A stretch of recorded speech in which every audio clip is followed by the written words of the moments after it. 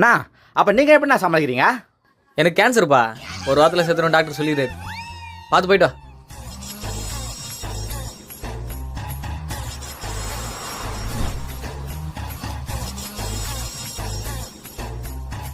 அண்ணா ஆ என்ன வேணுண்ணா? நானா இருக்கேன்.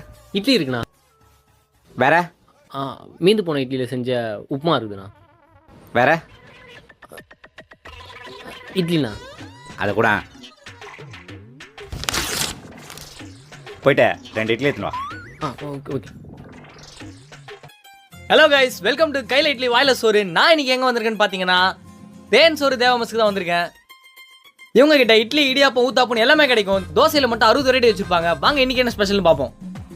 அண்ணே அண்ணே, இன்னைக்கு என்ன ஸ்பெஷலு? இட்லிப்பா. வேறண்ணே? மீந்து போன இட்லியில் செஞ்ச உப்புமாப்பா.